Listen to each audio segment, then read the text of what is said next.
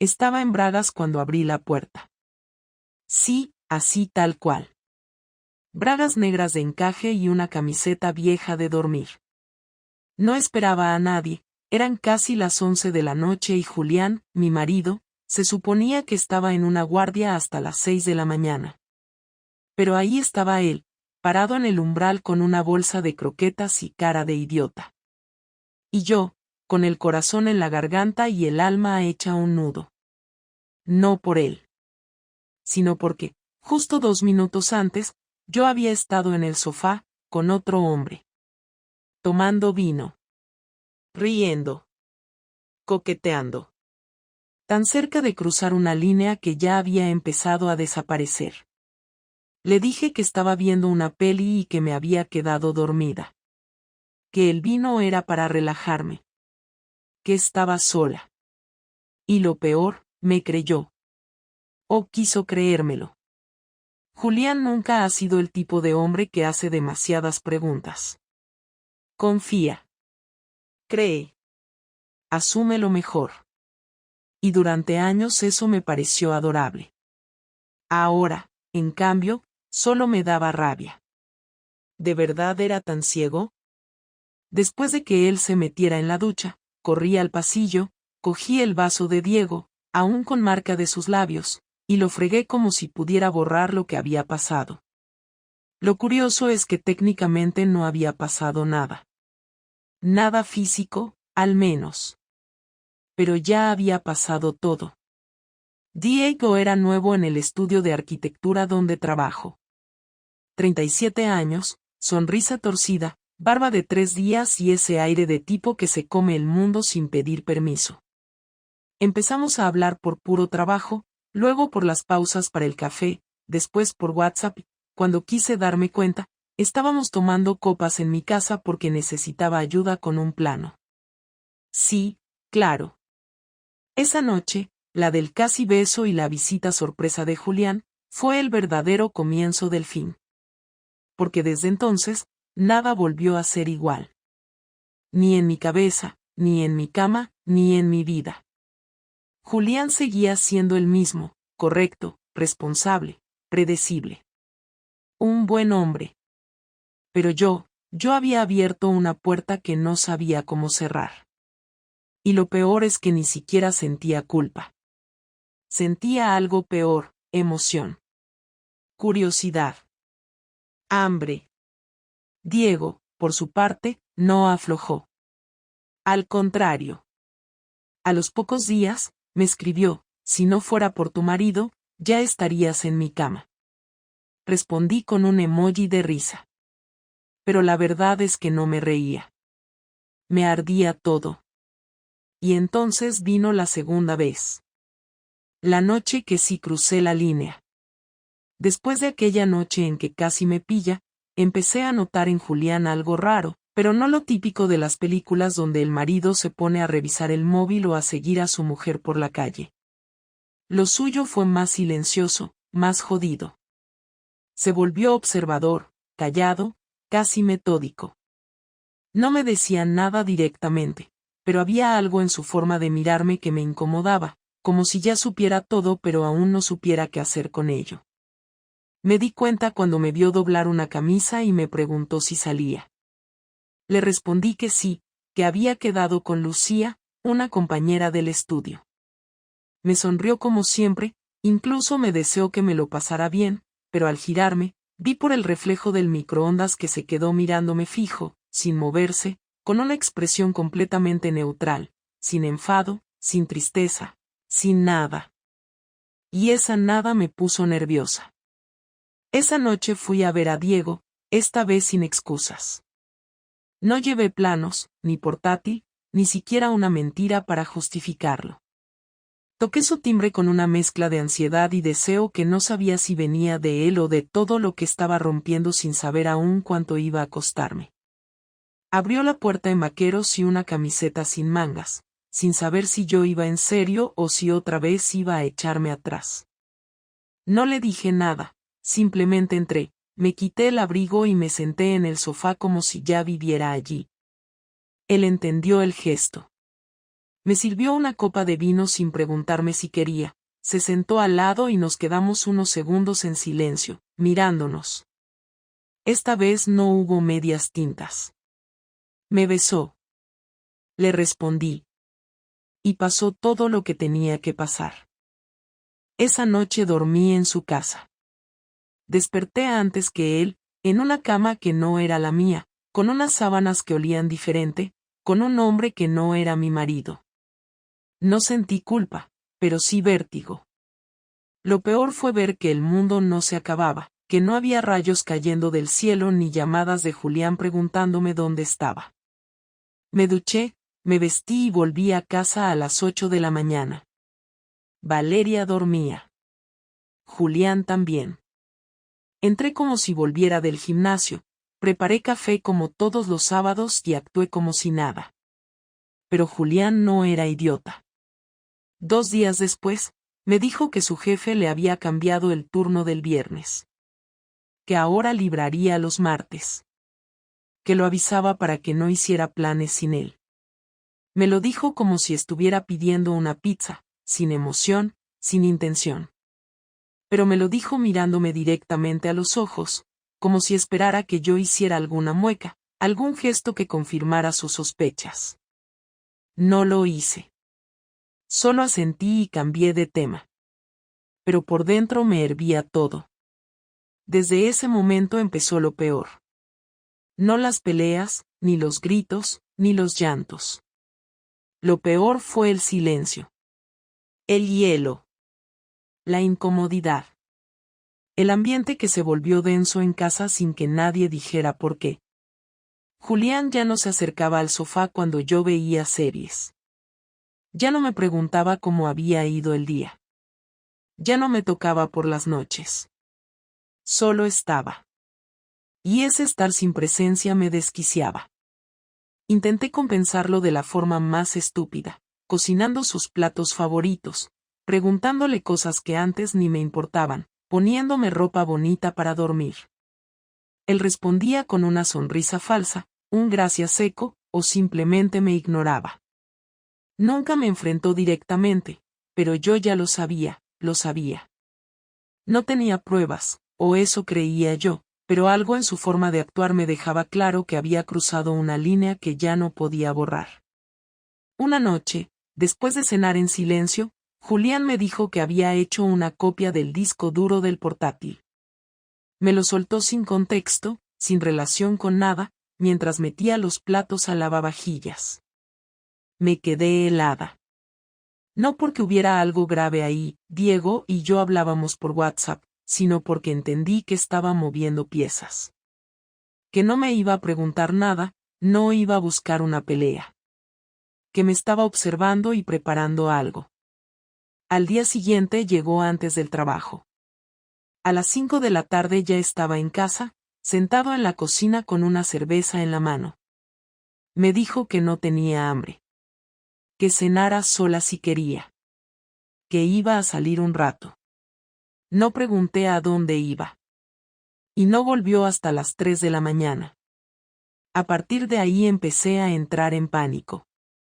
Dejé de ver a Diego durante una semana. Apagué todas las notificaciones del móvil. Cerré sesión en el ordenador del estudio. Me obsesioné con cada movimiento, cada palabra que salía de mi boca. Volví a estar nerviosa como cuando era adolescente y mis padres sospechaban que fumaba a escondidas. Y todo ese control no sirvió de nada porque la distancia entre Julián y yo ya era un abismo. Un día antes del cumpleaños de Valeria, me preguntó si tenía ganas de organizar algo especial. Le dije que sí, y me ofrecía encargarme del pastel, los globos, los regalos. Me miró y soltó una risa corta, de esas que no acompañan ninguna emoción. Sí, tú encárgate de lo bonito, que yo ya me estoy ocupando del resto, dijo. No entendí qué quería decir, o no quise entenderlo.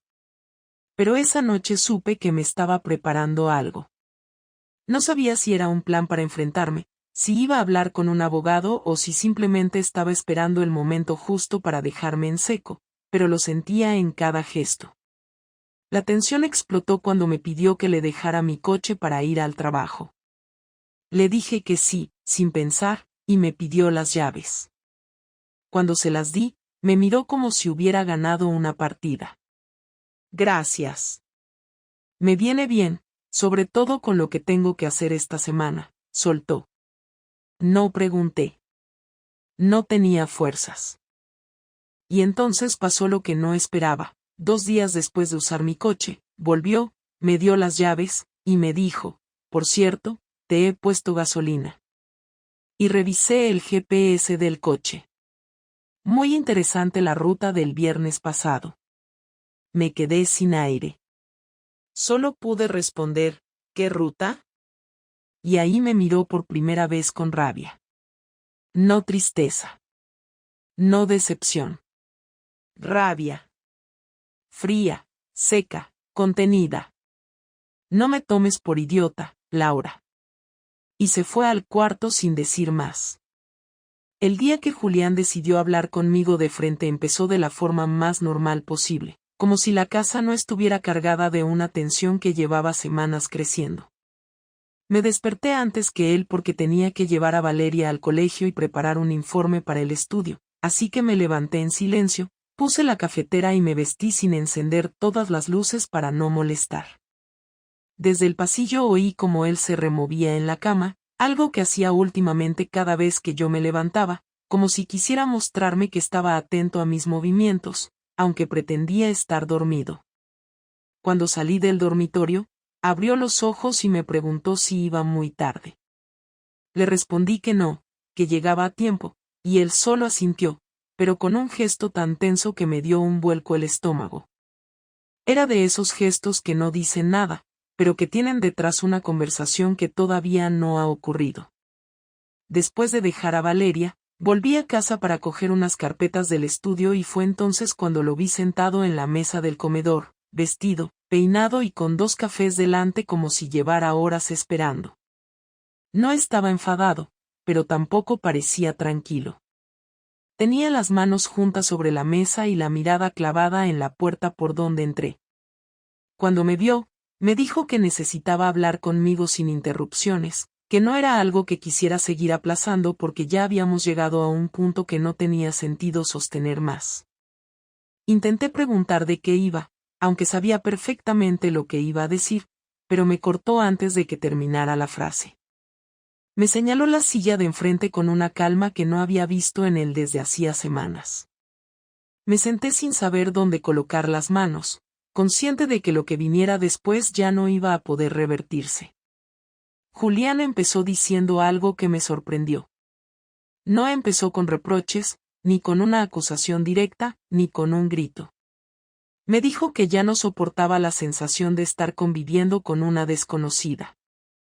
Que había intentado entender qué estaba pasando, que había revisado sus propios fallos, que había pensado si la rutina, el cansancio o los horarios podían haber desgastado algo entre nosotros, pero que al final siempre volvía a la misma idea, que yo llevaba semanas comportándome como si tuviera 2 vidas y que él ya no sabía cuál de las 2 era la real. Mientras hablaba, yo lo escuchaba sin interrumpirlo, sin poner excusas, porque sabía que interrumpirlo solo iba a hacerlo estallar.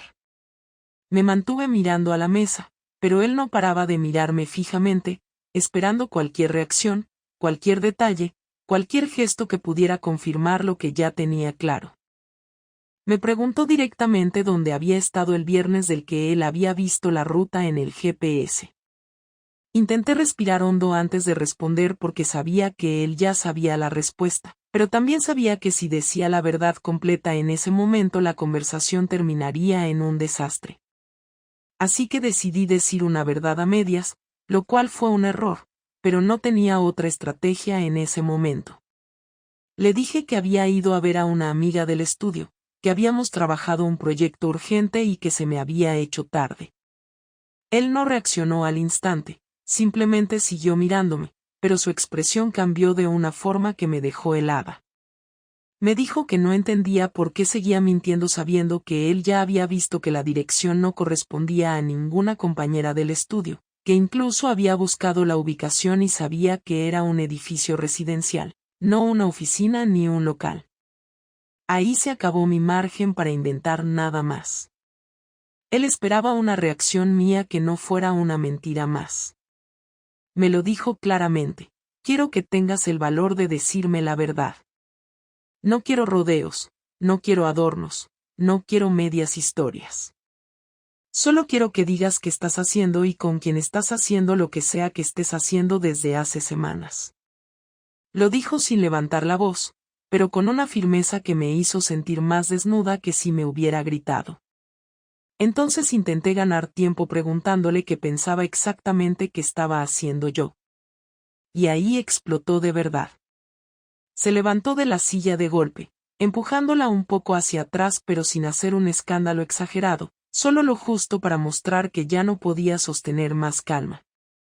Me dijo que no iba a seguir el juego de volver las preguntas en su contra, que no era idiota y que no necesitaba que yo confirmara nada para saber que me estaba viendo con otro hombre. Repitió que no necesitaba pruebas porque las pruebas ya estaban en mi comportamiento, en mis nervios, en mis excusas raras, en mis horarios cambiados, en mi forma de evitar mirarlo a los ojos, en mi forma de ducharme nada más llegar a casa cuando antes ni pensaba en eso. Dijo algo que me golpeó especialmente: lo sé porque ya no sonríes igual cuando estás aquí, pero sí sonríes al mirar el móvil cuando crees que no te veo. Me quedé sin palabras. No tenía ninguna frase preparada para esa acusación tan directa. Y tampoco tenía ganas de inventarme algo porque era inútil. Cuando volvió a sentarse, se inclinó hacia adelante y me preguntó si estaba enamorada de ese hombre.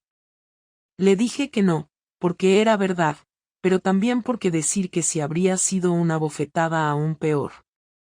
Me preguntó si me había acostado con él y dudé solo un segundo, pero ese segundo bastó para que lo entendiera todo. Me dijo que mi silencio era suficiente. En ese instante, supe que ya no servía decir otra cosa. Había cruzado la línea y él lo sabía, aunque yo no lo dijera en voz alta. Me dijo que nunca pensó que yo fuera a hacer algo así, que si hubiera tenido cualquier sospecha en otra etapa de nuestras vidas habría hablado conmigo antes, pero que ahora ya no tenía claro si yo quería seguir con él o si simplemente estaba esperando a que él se cansara y me dejara vía libre para largarme con el otro sin quedar como la mala. Intenté decirle que no estaba planificando irme con nadie, que no tenía intención de romper la familia, que todo había sido un error que había crecido demasiado rápido y que me había visto atrapada. Pero ni yo misma creía del todo lo que decía. Él lo notó, porque me contestó que cuando alguien se acuesta con otro no lo hace por accidente, que hace falta tiempo, intención y ganas, que yo había tomado decisiones voluntarias, que no estaba borracha, que no estaba perdida, que simplemente lo había hecho porque quería hacerlo. Dijo que lo que más le dolía no era el acto en sí, sino el proceso, las mentiras acumuladas, las salidas encubiertas, la planificación de encuentros, los silencios incómodos, las historias inventadas sobre compañeras con las que ni hablaba. Me dijo que era vergonzoso que llevara tantos días actuando como si nada pasara mientras él intentaba entender qué estaba ocurriendo. Me pidió que le explicara por qué lo había hecho. No aceptaba un no lo sé, ni un me equivoqué, ni un pasó sin querer. Me exigía un motivo concreto, un motivo que pudiera entender aunque no lo compartiera. Así que respiré hondo y le dije que llevaba tiempo sintiéndome apagada, que me sentía invisible en casa, que la rutina me había comido por dentro y que cuando alguien me prestó atención de una forma que yo no recordaba, caí en la tentación sin darme cuenta de lo que estaba destruyendo. Él me respondió que la atención que me faltaba se la podía haber pedido a él, que no era un desconocido, que no era un hombre imposible, que era mi marido, que siempre había estado ahí. Y que si yo no se lo pedí, no era porque él no pudiera dármela, sino porque no quería pedirla. Ese golpe fue duro porque tenía razón. Yo había elegido buscar fuera lo que podría haber trabajado dentro. Pero ya era tarde para rectificar. Cuando intenté acercarme a él, se apartó con una frialdad que nunca había visto en él. Me dijo que no soportaba que lo tocara justo después de haber estado con otro.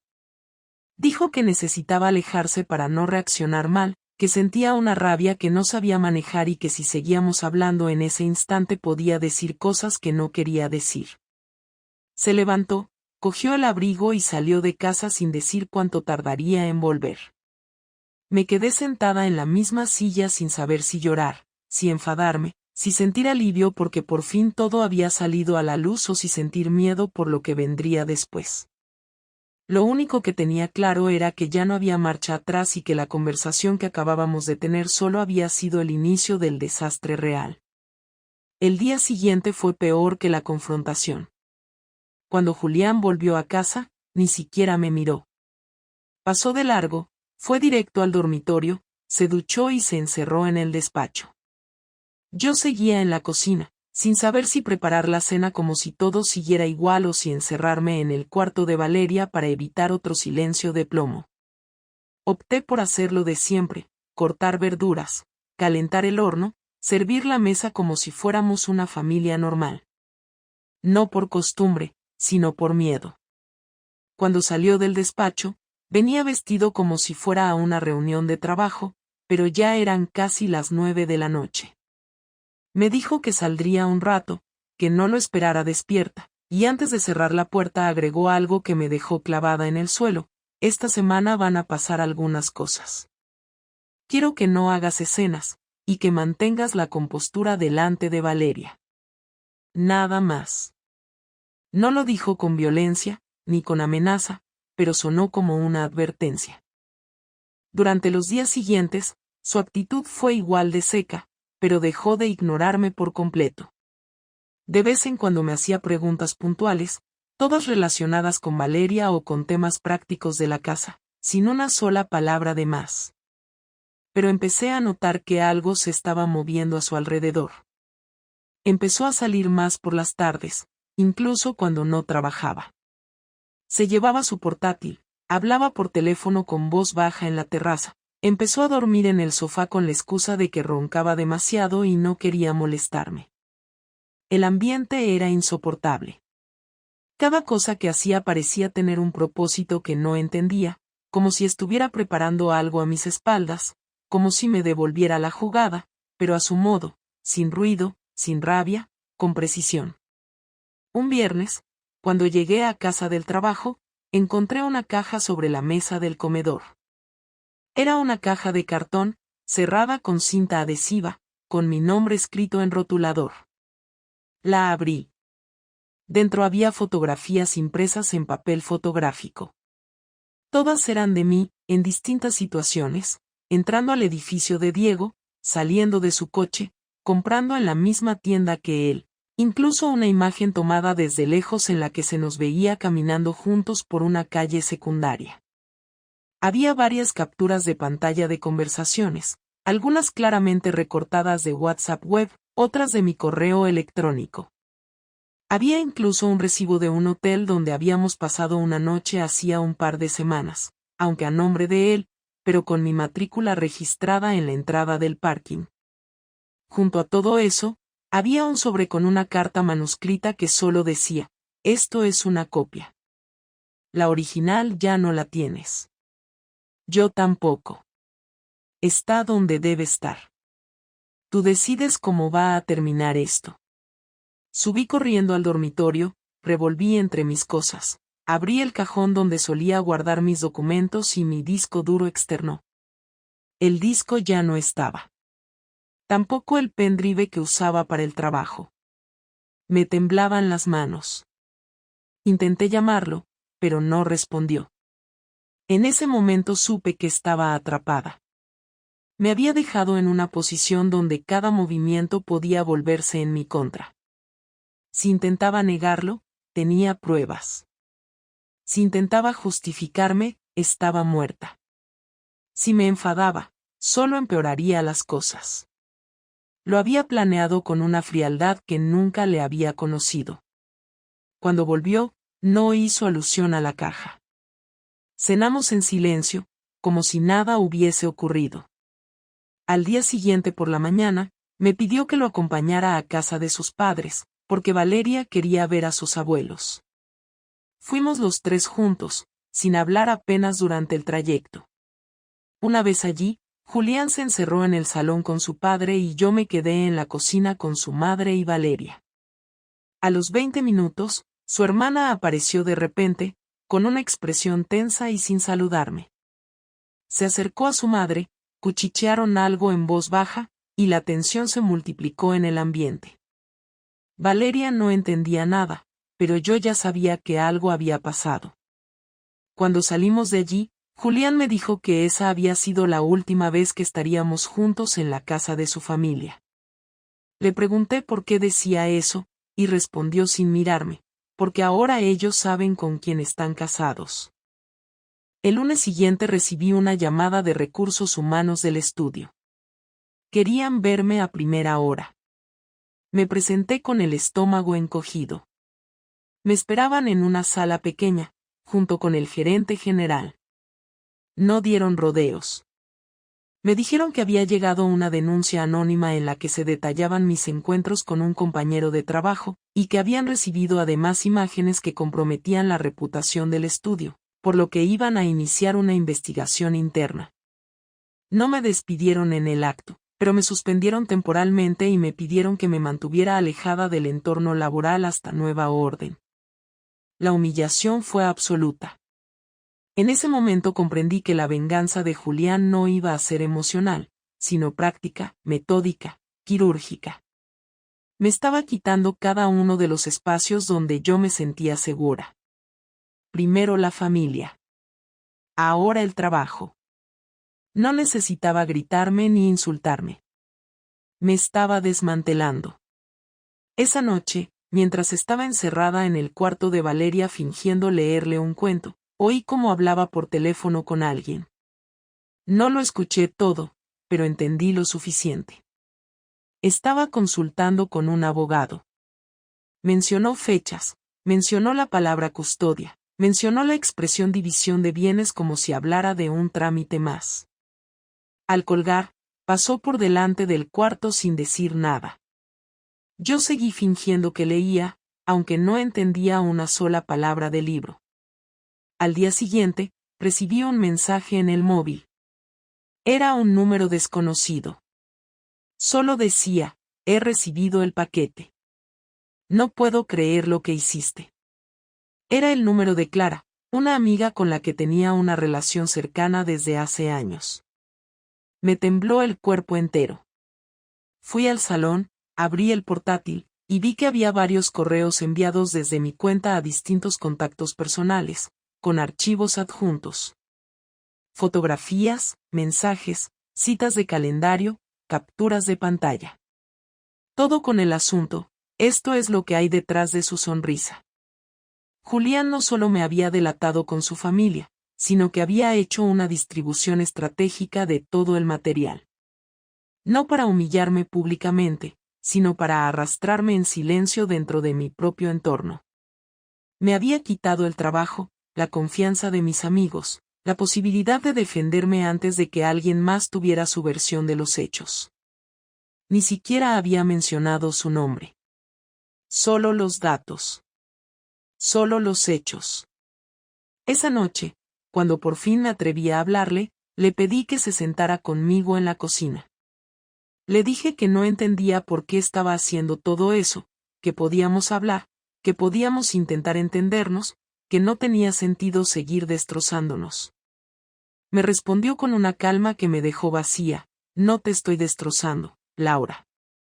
Solo estoy devolviéndote exactamente lo que sembraste. Tú decidiste el final de esta historia. Yo solo me estoy ocupando de que ese final sea justo. No supe qué responder. Me levanté y me fui al baño a llorar en silencio, como hacía cuando era adolescente.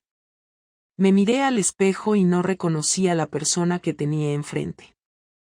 Esa noche dormí en el suelo del cuarto de Valeria. Julián no preguntó por qué. Tampoco le importaba.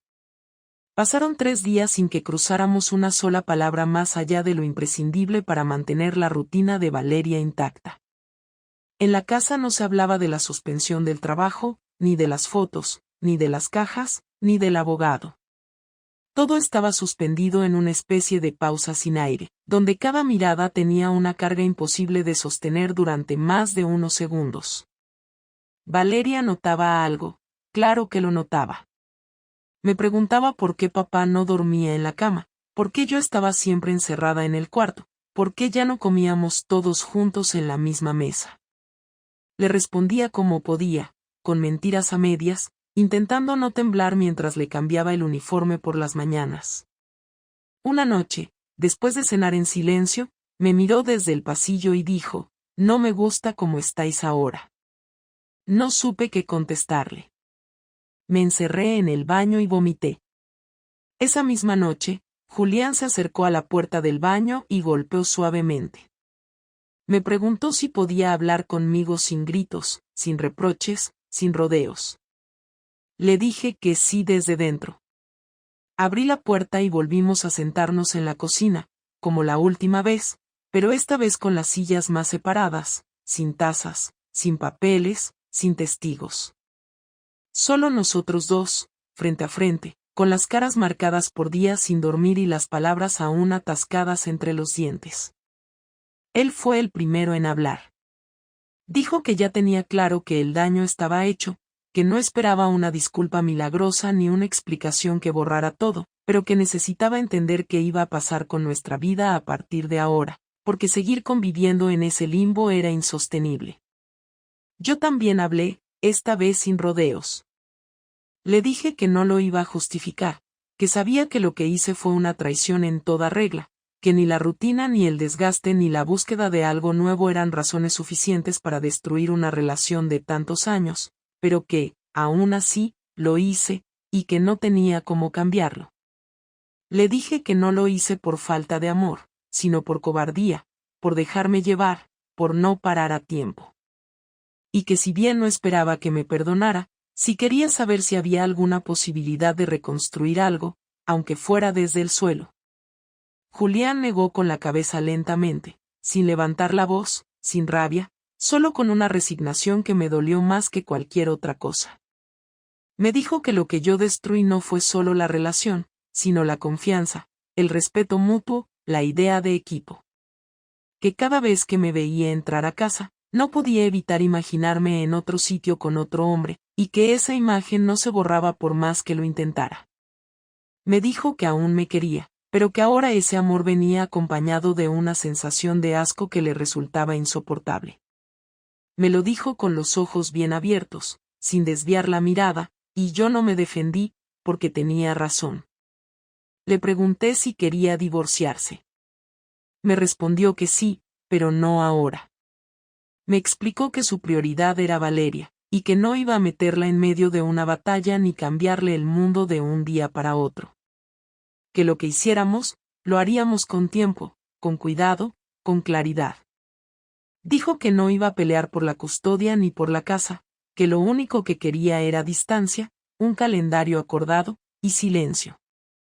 Que no me iba a hundir más de lo que ya estaba, pero tampoco iba a fingir nada por comodidad. Me preguntó si podía contar con mi colaboración para que la transición fuera limpia. Le dije que sí. No porque me lo pidiera, sino porque no me quedaba nada más que dar. Le pregunté si podía quedarme en la casa por un tiempo mientras buscaba otro sitio. Me dijo que sí, pero que quería una rutina clara. Acordamos horarios.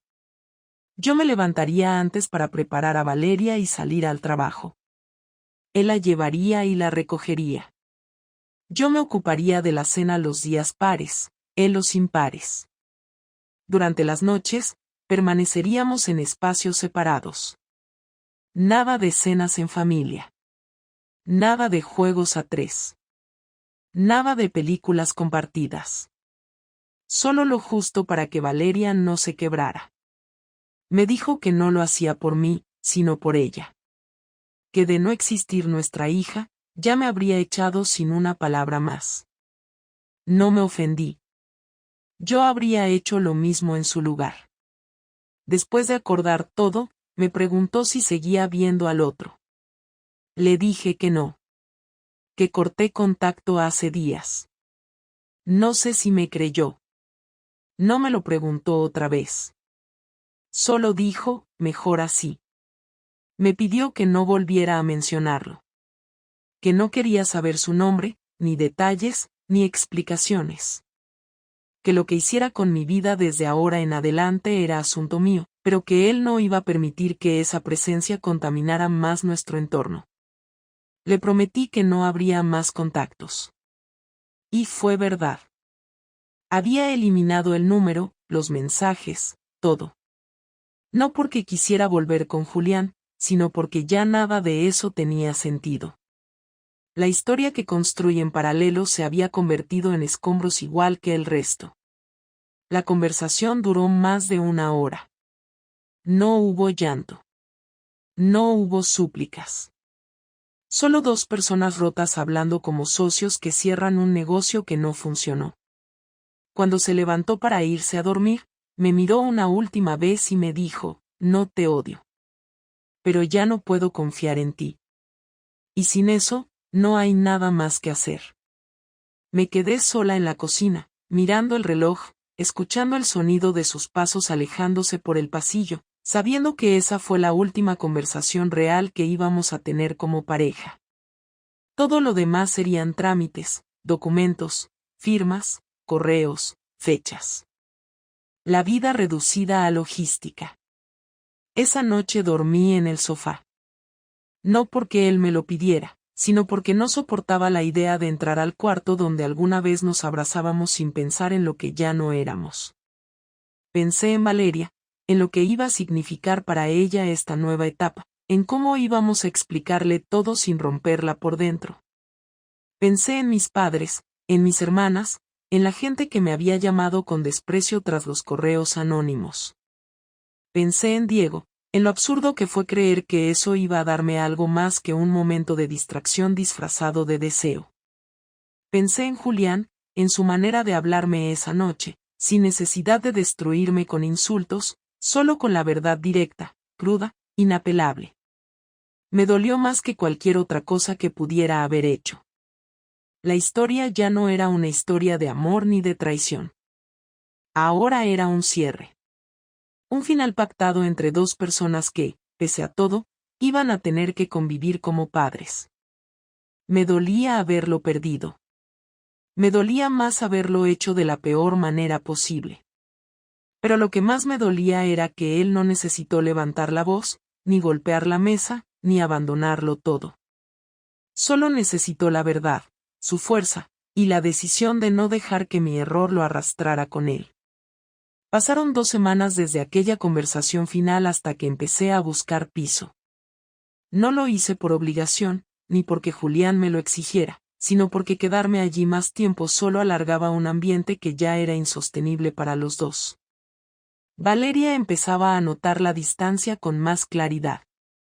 Preguntaba por qué papá no se sentaba con nosotras en el sofá, por qué comíamos separados, por qué ya no salíamos todos juntos al parque. Yo le daba respuestas tibias, frases que no convencían ni a una niña de 6 años. Julián, por su parte, no se metía en mis explicaciones, pero tampoco las respaldaba. Lo único que hacía era cumplir con lo acordado, sin añadir una palabra de más. Puntual en todo, correcto en todo, ausente en todo lo emocional. Solo lo justo, ni un gesto extra. Una tarde, mientras estaba en el estudio con Valeria dibujando, Julián entró al cuarto y me dijo que ya había hablado con su abogado, que el borrador del acuerdo estaba listo y que me lo enviaría por correo para que lo revisara con calma. No hubo tensión, no hubo amenaza, solo una frase clara, sin carga emocional. Asentí y seguí dibujando con Valeria como si no me acabaran de anunciar el cierre administrativo de un matrimonio que me había llevado 10 años construir. Esa noche, al revisar el documento, vi que no pedía nada que no hubiéramos hablado. Custodia compartida, residencia dividida por semanas, mantenimiento del colegio sin cambios, y una cláusula muy clara que decía que ninguno de los 2 podía hablar mal del otro delante de la niña. Era un documento limpio, justo, frío. Le respondí por correo aceptando todos los puntos. Encontré un piso pequeño, a 20 minutos del colegio. No era bonito, ni luminoso, ni barato, pero era funcional y estaba disponible de inmediato. Hice la reserva y recogí mis cosas en silencio, durante las mañanas en que Julián no estaba.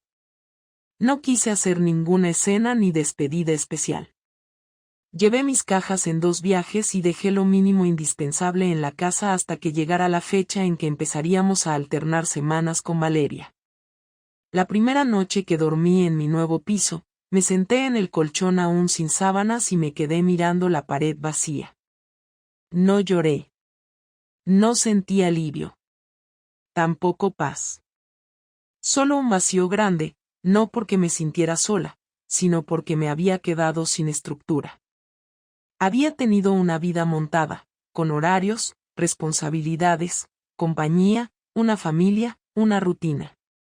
Y ahora tenía 4 paredes, una lámpara prestada, y silencio.